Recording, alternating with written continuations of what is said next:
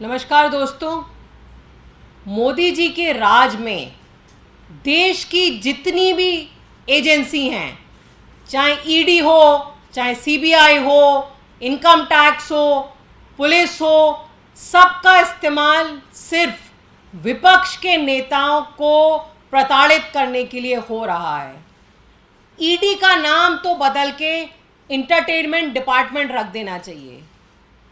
अब आप माननीय सांसद संजय सिंह के केस में देखिए कि किस तरह 15 महीने से तथाकथित शराब घोटाले की जांच चल रही है।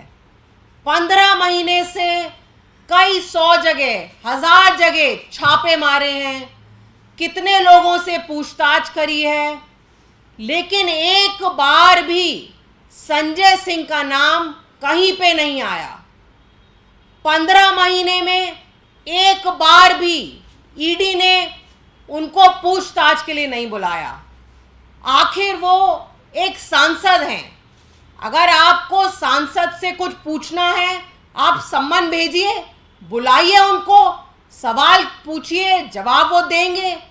लेकिन क्योंकि कोई घोटाला नहीं हुआ है, कोई सबूत नहीं है, इसलिए 15 महीने में एक बार भी संजय सिंह को नहीं बुलाया। उसके बाद उनके घर पे रेड हुई, पूरे दिन रेड चली। 4 कमरे के छोटे मकान में रहते हैं, फिर भी पूरा दिन लगा दिया करने में। रेड में एक नया पैसा नहीं मिला। फिर संजय सिंह को गिरफ्तार किया। उसके बाद ईडी में रिमांड में रहे वो 8 दिन।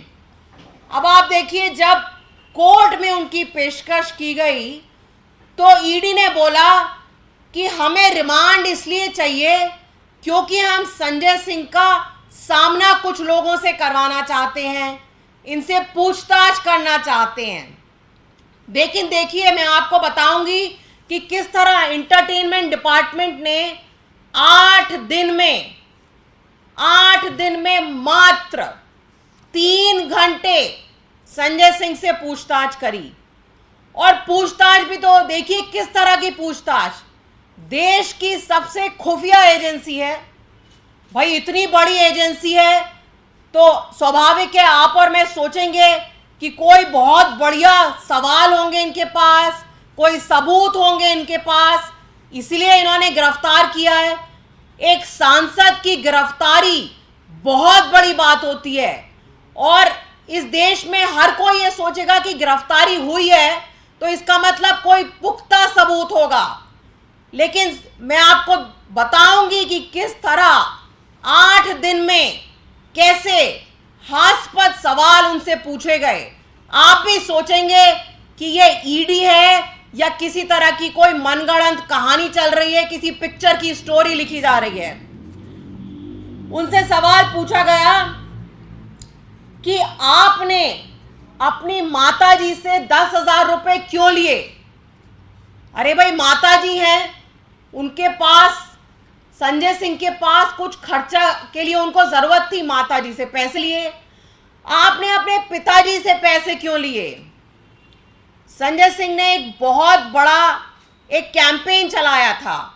एक जानलेवा बीमारी होती है SMA, उससे एक बच्चे को वो बीमारी हो गई थी, एक जेनेटिक बीमारी होती है, उसके लिए उन्होंने पूरे देश में कैंपेन चलाया था और उस बच्चे को उन्होंने भी कुछ दान दिया अपनी तरफ से। तो वो पूछा कि आपने SMA से ग्रसित उस कनव बेटे को दान क्यों दिया। इस तरह के सवाल तो ईडी ने संजय सिंह को 8 दिन रखकर पूछे। अगर यही सवाल आपको पूछने थे तो आप एक समन भेजते, संजय सिंह पेश हो जाते आपके सामने। बल्कि संजय सिंह ने तो आपको कितनी चिट्ठियां लिखी थीं, क्योंकि संजय सिंह कह रहे थे कि मेरे पास अडानी भ्रष्टाचार के मामले में पुख्ता सबूत हैं। उन्होंने ईडी को कम से कम 15-20 चिट्ठियां लिखी कि मुझे मौका दीजिए, मैं आपसे मिलने आना चाहता हूं, आपको वो सबूत दिखाना चाहता हूं। वो तो खुद ईडी के पास जाना चाह रहे थे, उनको बुलाया तो नहीं, लेकिन बिना किसी सबूत के उनको गिरफ्तार कर लिया। और आप देखिए कि आजकल कोर्ट भी किस तरह के स्ट्रॉन्ग स्टेटमेंट ईडी के बारे में दे रहा है, क्योंकि कोर्ट को भी लग रहा है कि ईडी सही से काम नहीं कर रही है। ईडी अपने आला कमान लोगों के इशारे पे नाच रही है। हाई कोर्ट में, सुप्रीम कोर्ट में पंकज बंसल के केस में ईडी ने कहा ED is a premier agency and it must be fair. लोगों को डरा के, लोगों को धमका के, फर्जी बयान लेकर विपक्ष की आवाज को कमजोर नहीं किया जा सकता। और जहां तक आम आदमी पार्टी के नेताओं का सवाल है, चाहे संजय सिंह हो या कोई भी नेता हो, हम सब Arvind Kejriwal school of politics के स्टूडेंट्स हैं। हमें ईडी क्या, कोई भी माई का लाल देश में पैदा नहीं हुआ जो हमें डरा देगा। हमने हमेशा देश के गरीब लोगों की, देश के किसानों की आवाज उठाई है और उठाते रहेंगे।